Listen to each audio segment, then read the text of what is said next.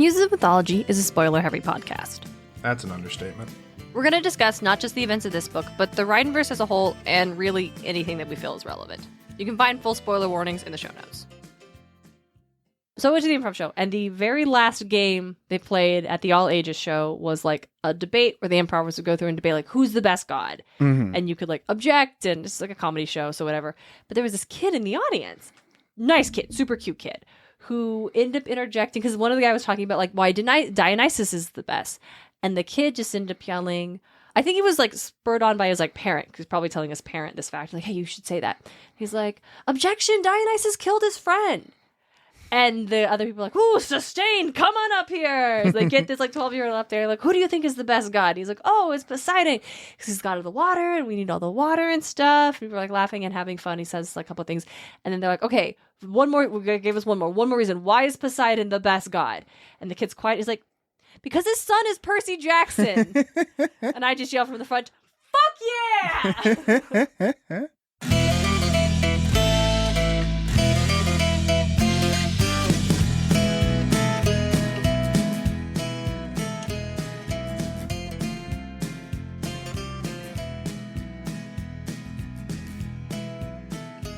Welcome to Muses of Mythology, a podcast where we explore how ancient myths become a part of modern pop culture through the lens of Rick Riordan's Percy Jackson and the Olympians.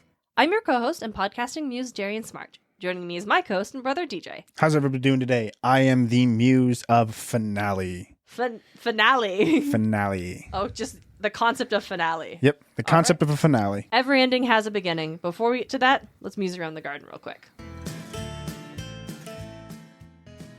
DJ, do you realize that we are going on not just our 5th season of the show, but our 3rd full year creating this podcast? Absolutely outstanding, Darien. Hey, DJ, thanks for doing this for me. Of course, thank you for having me. And I gotta say, it's definitely not something we could have done for this long so smoothly if we hadn't found Riverside FM right at the start. Riverside has been an actually huge help in the making of this podcast, especially at the start. If you aren't aware, Riverside is an online recording studio where you can easily record podcasts and videos in studio quality from anywhere, all from your browser or mobile app. Even though, sure, we live together, so we don't really need it. We use it for transcribing and all of our guests who live all across the country and even the world. Across the world, yeah. It's absolutely amazing. A question I get a lot from friends and listeners is, how do I start a podcast? And I always advise against investing in a bunch of really expensive equipment right out the gate because it's a hobby and maybe you don't know if you're going to stick with it. But it does help to have something that makes it smoother, and Riverside FM is definitely a thing for that. Yeah. If you guys also want to start a podcast, which I think you should, it's been an absolute amazing time doing this podcast, and you guys should use our affiliate link with Riverside. That is in, we've read it out now, but you're not going to write it down. You're going to go into the show notes where you'll see it. Click there, check it out. Hey, if you like the show, thank Riverside. They've been a big help in making it happen. If you end up using the link to make a show, we'd love to see what you've done. Absolutely, because DJ says see as if this is a visual medium. Yep. Hey, Darien, guess what? Whoa, what? Hi, DJ. Yeah, what is it? We're back. We're back? Yeah, we're back at the garden, everybody. Yes, it's so nice here. It's delightful. A little overgrown. I think we forgot to decide who would be tending it while we were absent. I figured it would be you. That does make sense. It does sound like a thing that would have been me. Anyway, did you find something? I did.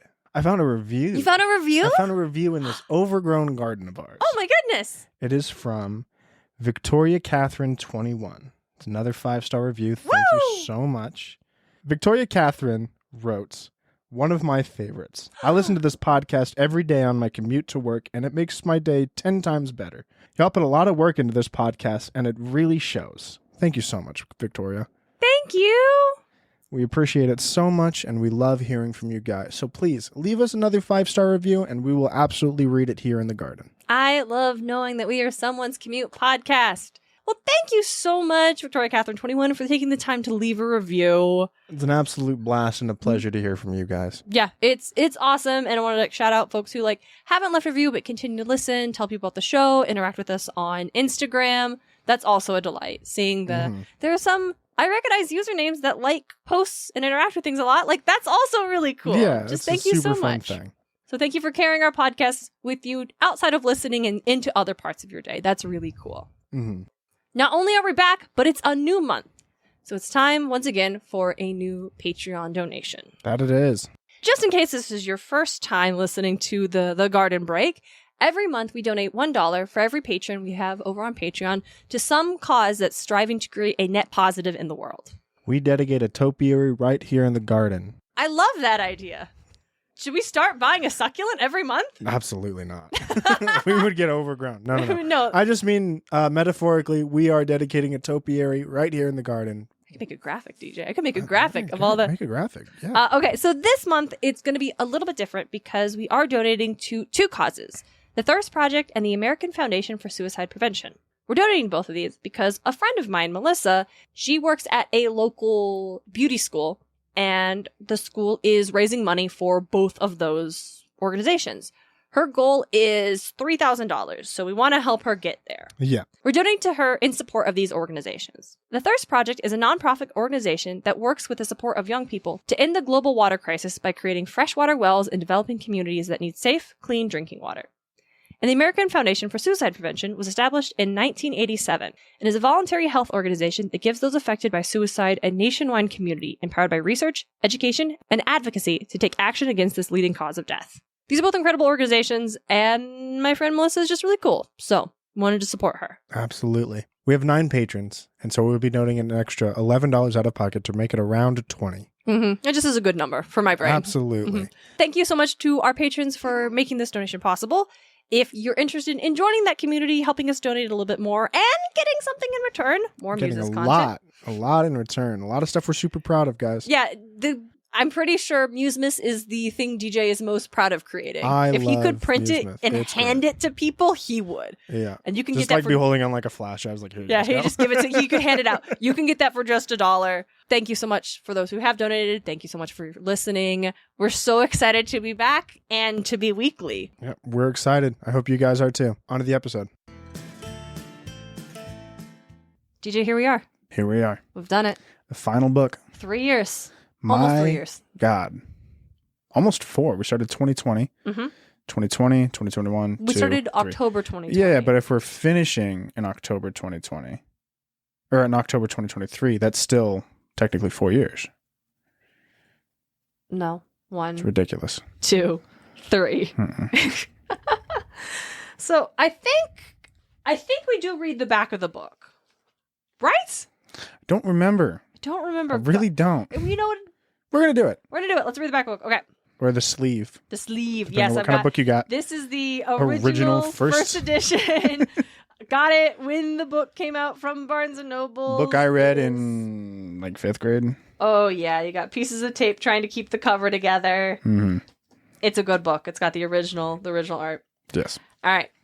And inside is the pretty drawing, like the golden design of the Empire State Building. It's very nice good. Art Deco. Yes, Art Deco. Thank you. All right, here it is.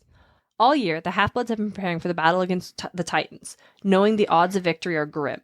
Kronos' army is stronger than ever, and with every god and Half-Blood he recruits, the evil Titan's power only grows. While the Olympians struggle to contain the rampaging monster Typhon, Kronos begins his advance on New York City, where Mount Olympus stands virtually unguarded. Now it's up to Percy Jackson and an army of young demigods to stop the Lord of Time. And this monumentous final book in the New York Times best-selling series, the long-awaited prophecy surrounding Percy's 16th birthday unfolds. And as the battle for Western civilization rages on the streets of Manhattan, Percy faces a terrifying suspicion that he may be fighting against his own fate. Yep. It is a very good one. Definitely, probably my favorite, actually. Yeah. I was listening to it and I'm like, no, this shit goes hard. Gosh, this book goes hard. Oh, I think Battle of the Labyrinth might be my favorite one. Battle of the Labyrinth, again, really strong book, but Last Olympian just Last hits. Olympian. Yeah, maybe because the ending, I like happy ending of Last Olympian. It could be that. Battle ends a little like, everything feels shaky. Oh no, but everything ends so good here. Yeah. I remember the summer when this one came out. I remember reading it. It was so exciting and being like, well, that's it. That's the end of the book. That's the end of the Percy Jackson adventures. Anyway, I'm 29 now. It's weird. It's really weird he left on that cliffhanger of the prophecy. But I don't know. Man, he's probably not going to do anything with it because I'm child brain. Yeah. I don't know anything about continuations. Yes, this came out the summer of 2009. All right, I would have been. That was the summer after my freshman year. I was That maybe a little bit older. I think I was 4th grade at that time. Maybe. Maybe 3rd. Yeah. Maybe I probably should have been like, oh, I wanted to. No, and even as a grown up, I don't think about stuff like this. I wonder what that means. I wonder what that. I'm just so like I'm in the moment, and then when I sit down and I hyperanalyze think about later, it. I don't think about it after I read it, but I think about it later after I finish the book when that's all done. I'm like, okay, but why was Chiron visiting all those people? Those are people that we know from other books. Why was he visiting them? Well, to quote Erica from Seaweed Brain, it's because they're going to fight Jesus. So yeah, clearly, So I didn't even think. Yeah, like I said, I'm 29 now, and I'm still reading Percy Jackson books. I'm not mad about it. They're good books. I'm very happy this is the way my life has turned out. Oh yeah, I'm all in on it. So, then we had Son of the Star come out this summer. I think that's the first book that came out that I was like really part of fandom. We talked about it already. I don't need to get in on that. Yeah. So this is time to the last Olympian, the finale. And I think it's a good one. It's a very strong book. Very good finisher. Yeah. Of all of his finale, just Rick Riordan's finales of all the books, this is the best finale. Mm-hmm. Yeah.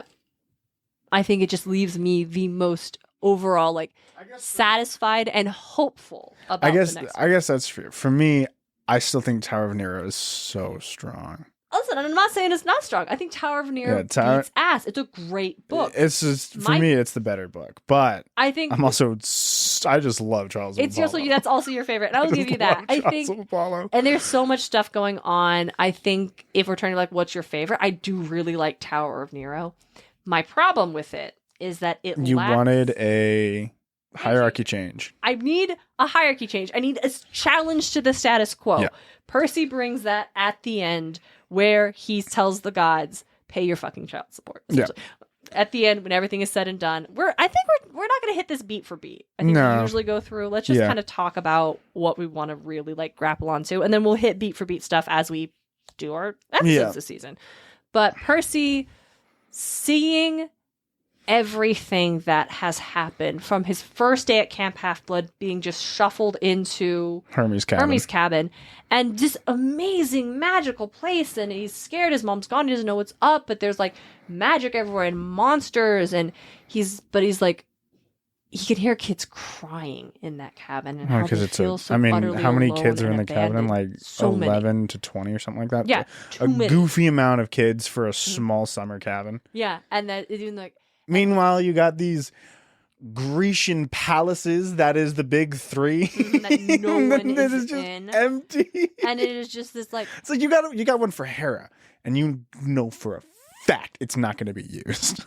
Yeah, and it's just that concept of the. You'd think Hera would be willing to welcome other people into her family. But that's just help support her family. But it's you think see Hera. You guys are guests for now. Mm-hmm. I think so. It's like Meg's pointed out in our Hera episode how Annabeth and like every demigod represents something that is contradictory to Hera's perception of family. Yeah, her family are the Olympians, this core group of married couples and children. Every demigod is born out of wedlock. Yeah, I guess that's fair. Yeah. But I think you're right. If we were doing a more generous take on Hera, any unclaimed demigod would live in her cabin. Yeah. But because Hermes is like, not Hermes. Wow, Hermes is like god of all the travelers and so many things. They're just travelers passing through until they get claimed. Yeah, but so many of them don't get claimed. Children of the Olympians are claimed. I think they should have at the very least invested into the Hermes cabin a little bit. Right? Like, why just is it expand so it, small? or just have an unclaimed cabin. Like, have a cabin that's for the unclaimed. Exactly. There are so many obvious solutions that have been, and the fact that another fun fact, it doesn't even matter if some kids get claimed if their god isn't one of the 12, they're still in the Hermes cabin because there's no place for them. Yeah, exactly. It's like claimed that Camp Half-Blood is the home for all demigods, and like Percy when he meets like the hunters and how Bianca is given a choice, and he's like, no, Camp Half-Blood's the only place for you to go, and it's not for girls. They have another option. Should I even give Camp Jupiter credit? They have a way better system of sorting people. It's like, great, you were a descendant of this god, fantastic. 4th cohort, please. Yeah, it doesn't matter. Doesn't fucking matter to Don't us. care about that shit. Oh, wow, you're incredibly powerful. Wonderful. Please go to the 3rd cohort. Yeah, don't do this shit. Yeah, I'll give Start at the bottom of the ranks and work her up, and maybe, just maybe, you can get 2nd officer. Yeah. I mean, there is the whole "these are child soldiers" thing. I mean, yeah, but that's everywhere. It's everywhere. It's the element of the genre. The kids have to do everything and face all the challenges because they are books for children, and kids want to read about kids. You having still adventures. like see that in the Magnus Chase books too. Yeah, It's like for they're real. like child soldiers, right? But these are Hey, wait, are there any grown-ups in Valhalla? there right? probably are. gotta There be. definitely are. I think if I remember correctly, the floors were sorted by age. Okay, that makes so much more sense. I was like, wait, I think that's what it was. I think because it's all if I like remember teens correctly. on with like Magnus's Yeah. friends. That's a smart way to do it. Yeah, that's a smart way to do it. Mhm. Anyway, yeah, no. So Camp Half-Blood presents itself as like this is the home and the safe haven for demigods, but it's really not at the beginning Yeah. because even like I said, even if a demigod is claimed by like, oh, you're a child of Hypnos, Where are you? gonna enjoy go? staying in the Hermes cabin. There's no place for you. It just Yeah. reads like they don't care. They don't even Dude, want you here. The Hypnos cabin, as I gotta say, is probably one of the most unhinged cabins because you just have a branch that has the River Lethe water dripping off of it, seems so and that's dangerous. so incredibly scary. Oh, what the fuck? Who did this? This tree has its roots directly in the River Lethe. You know, that river that makes you forget. Nico just edges away from it a little bit. Hypnos is going to be in Sun and the Star, but I actually should probably warn this. Hey, how about Hypnos and Sun and the Star, right? Let's go. We're not recording this in April. Yes, we are. That's why we took such a long hiatus. Yep. We did our work. As we promised, we weren't just have lazing a about. lot prepped, hopefully. It'll be great. Don't worry about it. It's July when you're listening. We promise. Here we are. Welcome back. Yep. Welcome So- back, everybody. So that's what Percy has seen. And then he's also watched demigods leave Camp Half-Blood and join Cronus' army. Where are they living? Are they on Princess Andromeda? No, it's all Yeah. monsters. Like, it's not even The like... Princess Andromeda is a big-ass cruise ship. But whenever he's on there, it's really... I mean, maybe, They're yeah. probably just in their bunks because, like, that's a lot of monsters. I'm a little scared. Yeah, remember at the second book when there were tourists on the Princess Andromeda? That was a wild Those thing. people got eaten, right? Those people probably got eaten and then, like, forgotten because of mist. And so that's why more tourists got on, probably. I don't know. Yeah, was it? The thing about how long? There's no tourists on it in the beginning of book 5 when maybe we should talk about it gets exploded. It gets blown up, Mhm. and we lose Charles Beckendorf. Man, Heart-wrenching. heart. No time to register it. No, oh my god. So yeah, the second book opens and Percy's on a date with Rachel. They're sitting by the ocean. It's a perfect day. Percy makes some comment about how it's like his dad is making the sea perfect just for him. And I'm like, yeah, your dad doesn't want you to end up with that Athena girl. Like, I'm telling you right now, your dad is not. He is not focused on you As- right fucking now. As He we is. find out later. It is, in fact, he's not really in control of it, so nothing's happening. That's There's actually no a gods good focusing point. on the ocean right now. That's actually a good point. Yeah, as we find out later, He is waging war. the undersea kingdom is being sieged and he's Yeah. at war. But so they're on a date and Rachel's like, hey, what I basically like the flirting, it's strong. And Kiss me, damn it. Essentially, is what she good says. for her. She knows what she wants and she's gonna go after it. Yeah, but Percy doesn't know what he wants. So Exactly. like, And he's like, he just knows he's under a lot of pressure. It's really, really stressful. He talks about the harder things have gotten at Camp Half-Blood, the more he finds himself hanging out with Rachel. Absolutely. Yeah, this boy is 15 years old. yeah. He deserves to have a space where he can take a break. And people are there's- so harsh. The fandom is so harsh on Percy this because of the anime. No, I don't think it's. I don't think he's. Yeah, he's. But here's the thing. Mhm. There's an entire difference in how he describes Rachel versus how he describes Annabeth. For sure. I do not blame And Percy at all for this. And it's he describes Rachel like physically, right? It's like, wow, she got like really dressed up and just like shit like that. It's like she looks very good right now. She's clean and everything. And then when he sees Annabeth, he's like, this bitch has had no time for anything, and yet she's still fucking gorgeous. Yes, it is. So you're like, it's a clear, always obvious. Annabeth. It is and it's not even like to say like one girl is inherently more traditionally attractive than the other. Yeah. It is solely Percy's feelings about Yeah, Percy's them. like, oh, she's not Annabeth even is- doing anything, and yeah. Yeah, Percy he loves Annabeth. Yeah. But it is hard right now. Yeah, was the he's Luke of it all. he's a very difficult position. Yeah, where it left off, like things are difficult, and unlike Rachel, who is like, I like Percy, I'm gonna go for it, no strings attached, let's go. Annabeth is hard, and she is complicated, and Percy knows where he stands exactly with Rachel. She likes me, I like her, we can just hang out. Yeah. He has no idea where he stands with Annabeth, so this boy is not wrong for wanting a break and hanging out with this other girl and just taking space for himself when he has the weight of the world on his shoulders. Everyone needs to, I mean, you can have your opinions, it's a kid's book, whatever, but like, the fact that the fans have been and continue to be so harsh on Percy and act like he's cheating on Annabeth. No, what? They're not even doing, like... No, they're not even. It's ridiculous. That's a ridiculous sentiment. I've never been hard on Percy. I'm hard on the Persachal people because they're just wrong. But I'm not hard on Percy. I'm not hard on Rachel. No, I don't think... there is a comment that Beckendorf makes. He's like, oh, you probably won't want me to mention this to Annabeth. And Percy says, please don't. So there is this twinkling of like, he knows Annabeth wouldn't like that. Well, yeah, but it's also... It's also respectful, like, you don't need to tell this other girl that you're hanging out with this other girl. Yeah, like, there's a weird rivalry. Unless you're trying to emphasize that there's no future for us because I'm with this other person, then you don't. I've realized I just don't like love triangles. No, love triangles are the worst. They're... Like, if they're done in, like, a goofy way, right? Like, here's the thing. One person thinks they're in a love triangle, but the other two are dating, married, happy, not even paying attention to the third person. That's funny. That's some anime rival bullshit. That's funny. Yeah. That shit's hilarious to me. But I don't mind it in terms of what it is serving for Percy and for Rachel, ultimately. Yeah. So, then we go... And the plan is, hey, if we can destroy the Princess Andromeda, it'll, like, stop the invasion before it even happens. But they get caught.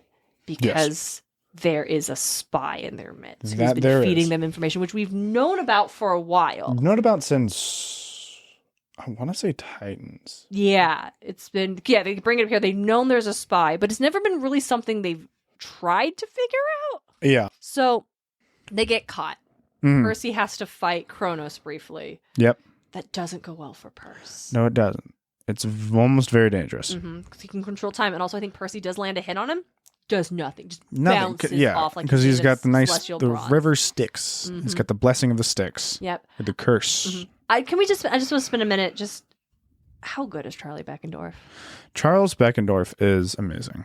Such a wonderful guy. Yeah, it sucks that he was not more developed until this end, and then he dies, and it's like, there's a lot of layers. But he gets caught, and he knows he's about to get caught, so he pretends that he didn't set the detonators yet. Because the plan is to set he's going to run off, set the detonators, and then they jump off together, and Percy protects him in the water. Yeah. And so when he hears him coming, he fills the bag full of cans. Yeah. So it seems like it's still full, so they don't bother going to check. Super good. And when they realize, it's the cans, it's too late, and Beckendorf just tells Percy to go. Yeah. Because they can't get to, so Percy jumps off. And uses his powers to speed away like a mile away. Explosion.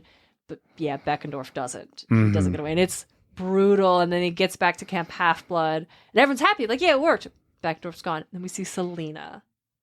Or apparently one nice Aphrodite girl. I know, right? Well, here's the thing, right? The only reason that they weren't nice is suddenly they were under the leadership of Drew. And Drew implemented that rule where you have to break a guy's heart in order to be a true Aphrodite daughter. So incredibly heteronormative, Drew. I can't believe you. It's just ridiculous. First of all, like that's such a rude thing to do. But even before that, Percy's talked about how Selena's the only nice Aphrodite girl. And so often, like, Aphrodite girls are, like, making mean comments and stuff.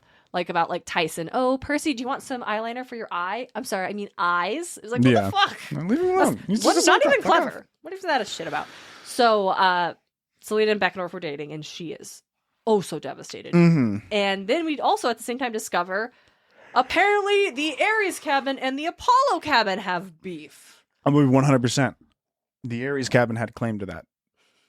I'm sorry. Like if you lay it out. So the beef is there was a raid that the Ares cabin set up, coordinated, and led, and there was a flying chariot that they had claimed, but Apollo cabin was the one who essentially took it down and secured it. Yeah.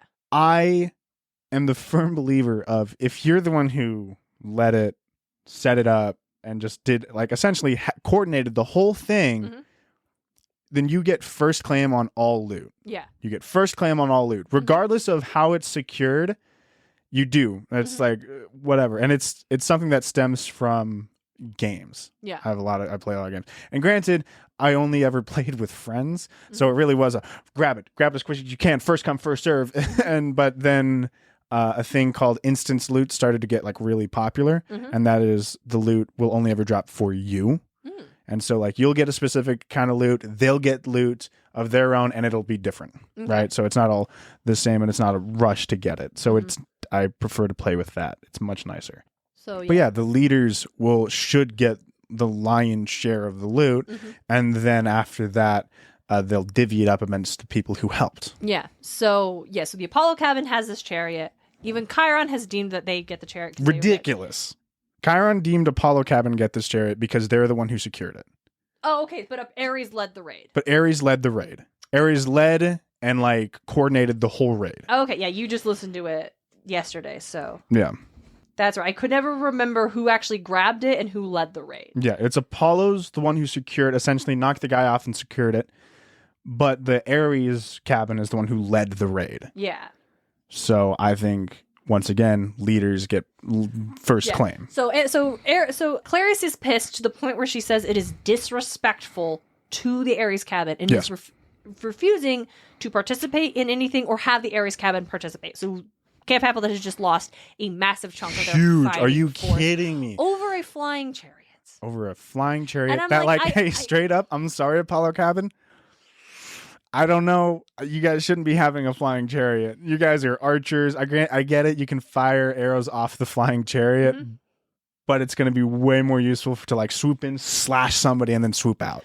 It is, yeah, it's wild. And what this is it's an element from the Iliad in the Trojan War, in which Achilles feels slighted after he is denied some like bounty of war and refuses to fight again.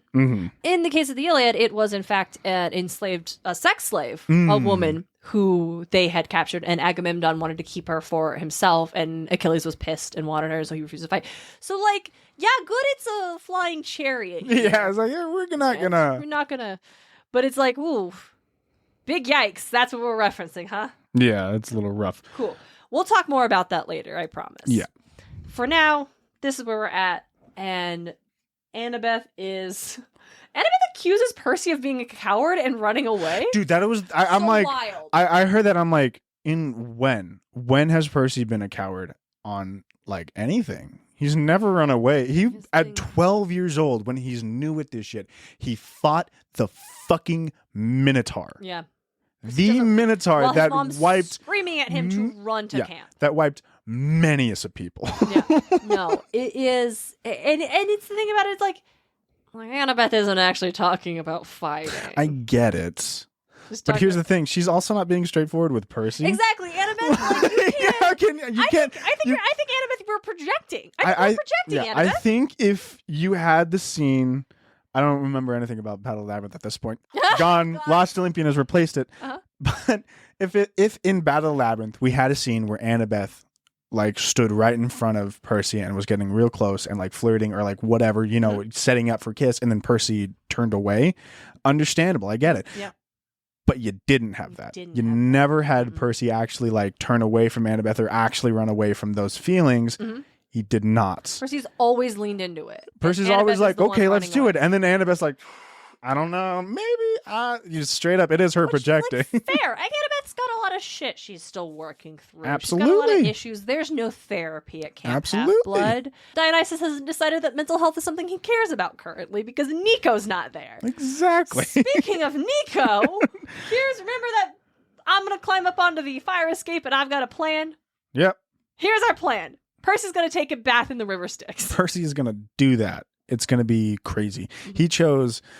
Jumping the gun. He chose a bad spot. Okay, jumping the gun. Let's talk real quick about so that the big chunk of the book is us trying to figure out what the plan is. Because Nico's like, hey, you're never gonna beat Kronos Luke because he's got something you don't. You got to do the same thing. Yeah. And he's like, here, we got to go meet Luke's mom. Yeah, to see if there's any hint as to what's going on there. Yeah, because they have a theory that they think they know what Luke did, but they aren't 100% positive. Yeah. So it goes to see Luke's mom. Oh my gosh, this poor woman. Speaking of not having enough mental health resources. Dude, this is one where I'm like, I genuinely can't blame Hermes. Yeah. I cannot blame Hermes for the situation. No, I don't think it's Hermes' fault. I think, as I'll say at the end, and I'll say 1,000 times, everything boils down to Zeus. I think all of this is Zeus' fault. I think that, and I think Luke's mom was way too greedy. It was like hubris, straight up. Hubris. Like, she's like, I want to see more. Yeah. I've been given these eyes and I want to do more and I want to see more and and it's like, yeah. That resulted in her seeing her son's fate. Because that's what we meet this woman and she is not in any way tethered to reality of what she's essentially stuck in, you guys ever heard of 50 First Dates? Oof. She is stuck in, but instead of a whole day, it's an hour. Basically, and she's like constantly waiting for Luke, her son, who in her head is still 8 years old, to come back. And has all these rotting peanut butter and jelly sandwiches. And then she ends up having. She's got a lot of Kool-Aid, a lot of burnt cookies. Yeah, she has a very scary episode where all of a sudden she's a vision and she's screaming about my son, not my son. And it's scary. And you would get this vision of like moment of like, this is what it would have been like for like Luke to grow up in this. And that's scary. And it's horrifying. And we know what Hermes was never around because Luke says he only met his dad like twice.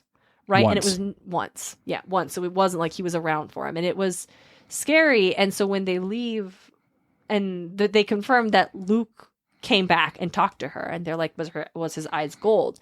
And his mother, because that's what it is now. No, beautiful blue eyes. And that's when we're like, okay, so he did. He asked for my blessing. And of course, I'm going to give my baby boy a blessing. You're like, ah. Oh, so that's how we know. Okay. We know what Luke did now. Yeah. I think first time reading through, I still didn't know. No, I wouldn't. No, I didn't know either. I was like, "What are you talking?" But the characters know. The characters know. I think this is really good writing. Sometimes it can be very easy in stories when it's like the characters know something the reader doesn't know to start to feel so annoyed and so frustrated. It's like, you're not going to tell me stop bringing it up. But this, it's framed as Percy, because he's our POV character, doesn't ever think or like tell us, the reader, what it is, because it scares him. Because he doesn't want to think about it. He doesn't want to think about it. And it is, and so the fact that it's like brought up but we're not told what it is just helps serve to make this thing so scary and feel so terrible. And I think it really works mechanically. So after we leave, brief shout out to Hestia. I know. Hestia shows up for a little bit. Yeah, she actually shows us the rest of what had happened when they came back. With Luke, Talia, and little Annabeth. They came back to the house one time because they needed supplies. And Hermes shows up as like, you shouldn't have come back. Yeah, you shouldn't have come back. And then we see later Prometheus shows him the rest of the vision. Yeah, we see the rest of the vision wherein everything. I forgot about those divided up. So, shout out to Hestia, who Nico knows. Yeah. Because she's the girl who sits beside the fire at Camp Half-Blood. Did we see her in the first book? I think Percy does clock a girl with brown hair sitting by the fire. Okay. Like, I genuinely, like, it's straight up, probably just one line that I don't remember. No, you wouldn't even notice. Like, oh yeah, girl by the fire. Because the thing she talked about is like, no one ever stops. But Nico stops to talk to her. So it's kind of the idea of like home and hearth. And we'll talk into my feelings about how Hestia is presented here. Of course we will. But... so she sends them along. We get Sally Jackson. Sally's great. Sally's great. Paul Blowfist. Paul is great. Percy tells them the plan. Sally doesn't like it, but she also gives her son her blessing. Because she knows that it's essentially required. Oh, we've got the prophecy. That's when she calls him a coward. Right. I forgot. We got the... yeah, we should probably... So we finally got the prophecy. And obviously Percy's shaken up by it because it's a prophecy about him and it kind of says that he'll die. And so he's a little worried about it. And I was like, well, of course, like, I knew we shouldn't have told you. You're always a coward. You're always like, and I'm like, meh, what? Annabeth, you said that it still gives you nightmares and you heard it when you were like 8. Like, yeah, seriously. What are you on about? Yeah. Of course, Percy's going to be a little worried about it. It's so what? Because also the sequence is like Percy struggling to read it because he's dyslexic. All right, here. Yeah. I'm just going to see about pulling up like without being in the passage where Annabeth has to keep correcting him when he says, a half-bud of the eldest dogs. It's Percy, it's gods, not dogs. Right. Prophecy. Yeah. A half-blood of the eldest gods shall reach 16 against all odds. A half-blood All of right. here, you do it. A half-blood of the eldest god shall reach 16 against all odds, and see the world in endless sleep. The hero's soul a cursed blade shall reap. A single choice shall end his days, Olympus to preserve or raise. And Percy's like, oh, I knew I was heading towards a big prophecy. Didn't know it was my death. Didn't know it was my death. Thanks, gang. Cool beans. So that's when he gets a little just slightly freaked out. Annabeth calls him coward. We skip to Sally Jackson, then we skip to the underworld, and we get okay, he's gonna bathe in the river Styx. That is the plan. But Nico's being a little shady now. Yeah. And all of a sudden, we're in Hades' house. Yep. And Demeter and Persephone are there. Mm-hmm.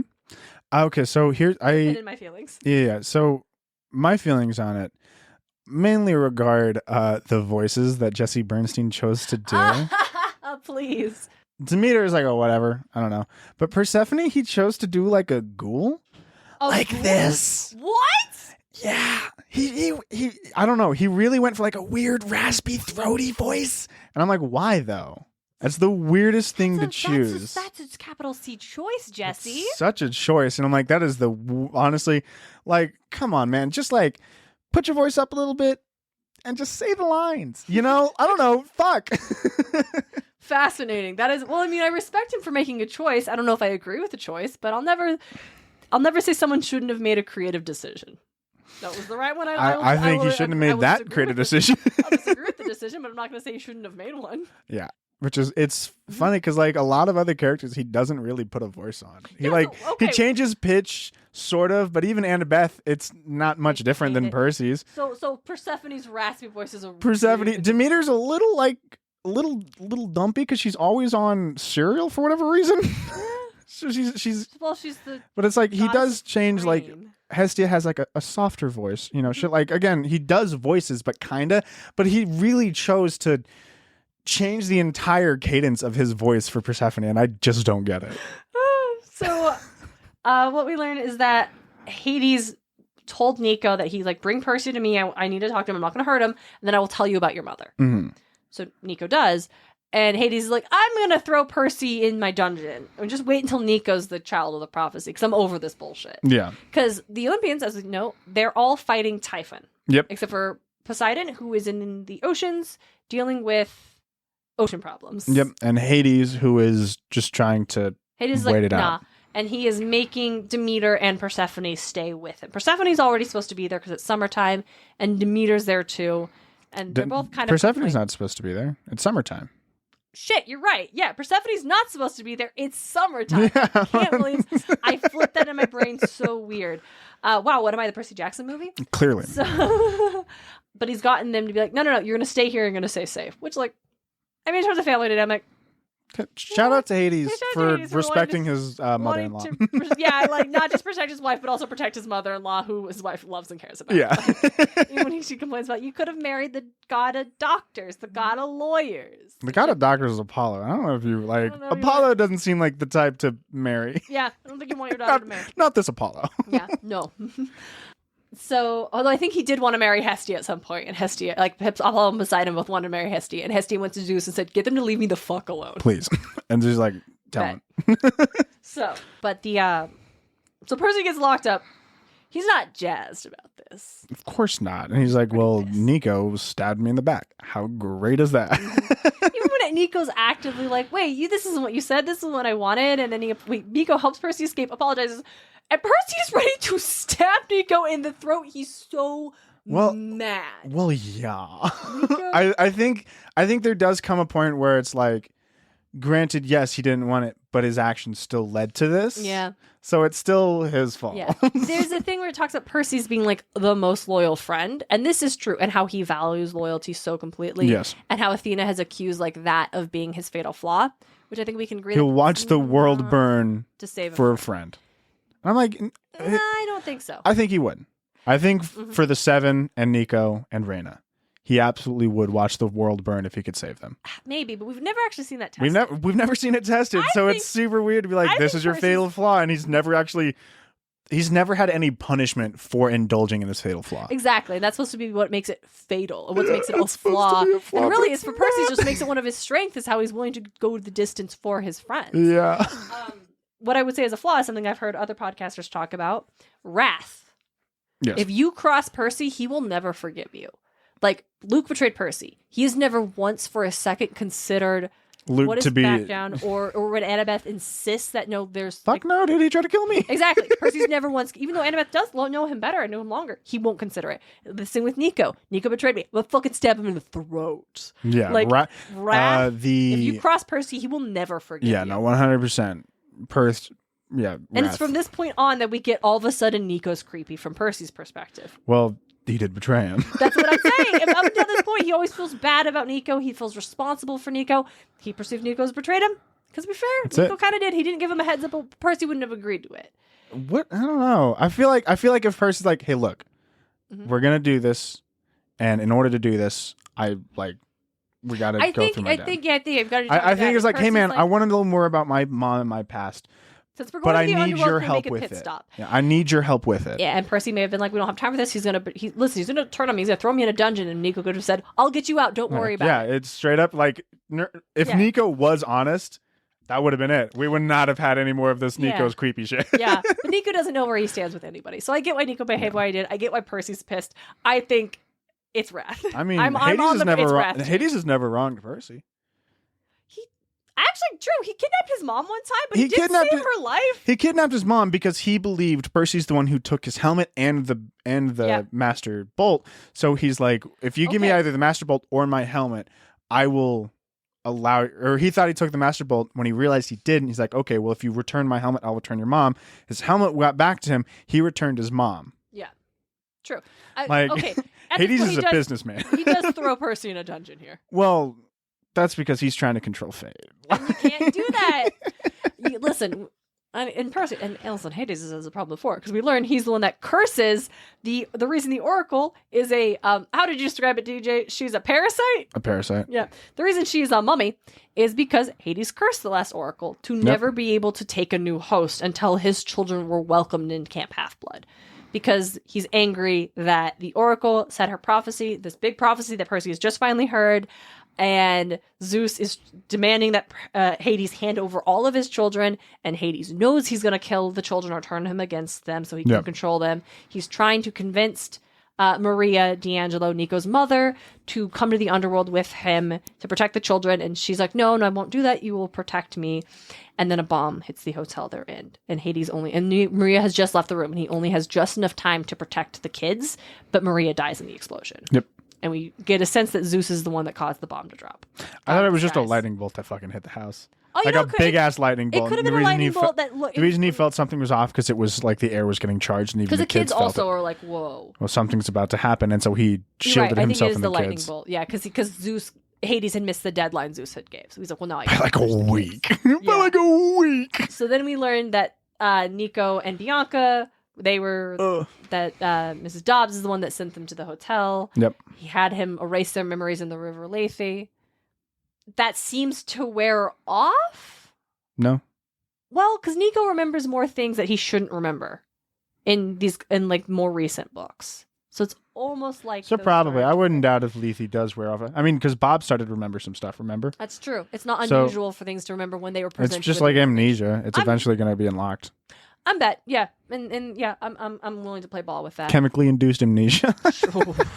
So I'm willing to play ball with that, and so so Hades blames the Oracle and curses her not to be able to take on a new host. Later, when we find out that is why. What is Luke's mom name? May. I knew it started with an M, but I could not remember it for the life of me. I was like, it's not Maria. I just said Maria. May. That's why when Percy, when we see the whole thing, when Luke was a baby, May could see through the mist just like Sally Jackson can, just like Rachel Dare can. But May was greedy. Far greedier than Sally was. I think that's the thing. That's when we see it's. I don't know if it's greedy. I think it's just an unwillingness to let go of the gods. Maybe. Because that's what we see in all of the parents that don't have good relationships with their demigod kids. The parent wanted to hold on to their love for the god. Even Annabeth's dad admits that he is never stopped being in love with Athena. Yeah, I guess that's fair. But like, and how they can't handle that. Sally Jackson is remarkable because she completely let Poseidon go. She's like, we had a great time. I did love you, but I love my son more. Yeah. And you have like a wife, bro. You also are married. He's like, I could build you a palace under the sea. She's like, I don't want anything from you. I just want my son, who is already hers. Yeah. I just want the son that you gave me. Yeah. That's the one that we made together. Yeah. And so May wanted, I think you're right. She did want more. She wanted to be part of this world so much. And so when Hermes told her about they don't have an oracle, she's like, well, I could do, because she also had visions already. She had crystal clear sight. She already kind of had visions. So she's like, it could be me. I could do that. And when she tries to take on the oracle, it rebounds and shatters. Just straight shows her. It shows her son's fate, and it's horrible. Yeah, I mean, and they showed even like her son's fate was sealed the moment she tried to take on the oracle. Yeah, and they not that it's her fault. No, I'm not even saying that. But they even Chiron's like, you've already had a son, because we usually we've never had a 12-year-old girl, a young maiden. Yeah, the traditional oracle. And I mean, like we saw her as a 12-year-old girl in the flashback, right? Yeah, because she was like in the get up and the style. And yes, that's because that's the tradition. Mm-hmm. It's a young maiden who will dedicate themselves entirely to the cause. Yeah, entirely to the fate without having any real outside connections. Yeah, there are no nothing else will matter more than being the oracle. Essentially, is what the point of that is supposed to be. Also, other stuff, but this is what we're going to do the interpretation as. Yeah, and then instead of having this baby just live at Camp Half-Blood. I cannot. His mother has broken, and you just have the baby at camp, and he gets to go visit his mom, and it's fine. And they tell her what happened. Supervised visits. Yeah, there is and May really should be living at a hospital where she can have her care. She can be cared for. This is so messed up that I know that mental health is not great in the United States, but when you have lots and lots of money, you get the best care. Mm-hmm. I'm sure Hermes got lots and lots of money. There's no reason that May should not have been put in the absolute best care where she never had to worry about anything, and that Luke should not have grown up at Camp Half-Blood. And honestly, Luke should not have been in that house for 8 years. That is so scary. Of course it's scary. And unstable. And honestly, I'm over here let me do my Hestia rewrite. If Hestia ran that camp, Luke would have stayed. She would have essentially been Luke would have doubled as a child of Hestia almost, I think, as this adopted mother who would have cared for him. Mm-hmm. And then we would have avoided all this nonsense. But I blame Zeus, because Zeus is out here saying you can't meddle. The baby has to go back home with the mortal mother. Yeah, ridiculous. This literally happened at Camp Half-Blood. This literally was at the camp. Why not? The gods might not be able to meddle, but Chiron sure as shit can. Right, Chiron, why didn't you get involved? No idea. It's ridiculous. I don't know if he was scared of the prophecy and didn't want to touch it, but Chiron really should have gotten involved. It probably is the moment, as you said, the fate was sealed. Mm-hmm. It's we can't actually divert this. Mm-hmm, mm-hmm. So we have to send the baby with his mother. Yeah. I want to shout out Monster Donut podcast. Mm-hmm. Because they were talking about in their last Olympian, they talk about the fates and snipping the thread. And that's obviously not the thread of Percy's life, though it's kind of implied to be. So why is that something so monumental to Percy and what he sees? It's something has happened. Their interpretation is the moment Percy sees that and Grover's freaking out and he says, I'm trying to protect you. Percy says, protect me from what? It's Percy is bought into he's like, what are you talking about? You don't protect me, I protect you. But in this moment, Percy buys into something is bigger. That's what seals his fate. He's going to run off, go to his mom, and end up at Camp Half-Blood, and everything else happens. Mm-hmm.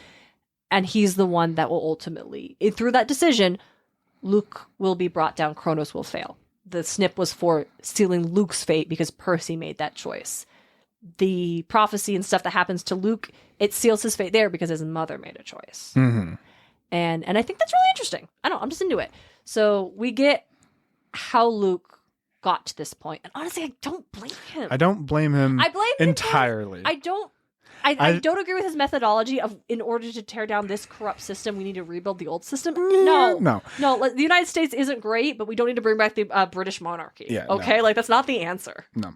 But I don't agree with him entirely because I believe I understand he has wrath towards the gods. I get it. You know, I don't they send him on a quest that got him essentially almost his eye taken out. Mm-hmm. And just for nothing. They didn't need For that. nothing. It was just we'll throw you an apple. Yeah, here's a bone. Make you bud. a hero. Great. How wonderful is that? That's cool. No, but he should have also, like, I understand. And then we'll leave you there until you're 9. And also, he watches Talia die. Yeah, watches Thalia die. Like, just watches Percy go on a grand ass quest when he's 12. Mm-hmm. Well, the gods actually needed something then. They didn't really need anything. They would just throw demigods quests to, like, complete them. Insane. So the system's bad. Yeah. And these kids aren't cared about. Yeah. Not really. And it's all Zeus's fault. All right. And DJ, I think that's a good place for us to stop this conversation. Yeah, this is getting a little long. Yeah, I would have said that if I thought of it at that time. However, I'm not going to pretend like this is just us conveniently because it's going to be very obvious it's not. But right. this ended long even for our standards. So you know what? Welcome to the first 2-part episode of Muses of Mythology. Yeah, we had a good conversation. I was very much enjoying this episode a lot. Mm-hmm. And it didn't feel right to try to get it within an hour time frame. And listener, you will enjoy the rest of this episode next Tuesday, July 25th. Because here's the thing, in case you forgot, we are weekly, so we'll be back to finish up this conversation about the last Olympian very soon. Till next time, guys. Don't be like Zeus. Don't be like Zeus. Muses of Mythology is created and hosted by Darien and DJ Smartt. It's edited by Darien Smartt. The show is produced by Darien and DJ Smartt, as well as Tim O'Connor. The Crystal Con Man. Our music is Athens Festival by Martin Hain. And our cover art is by Audrey Miller. You can find her on Instagram at bombshellnutshellart. Want more Muses of Mythology? Support the show on Patreon. Just $1 gets you exclusive bonus content. Get more at patreon.com/Muses of Mythology. You can also support the show by leaving a review at lovethepodcast.com/Muses of Mythology. Or tell a friend why you love the show. Don't forget to check out all of our episodes and episode transcripts at musesofmythology.com. Thanks for listening.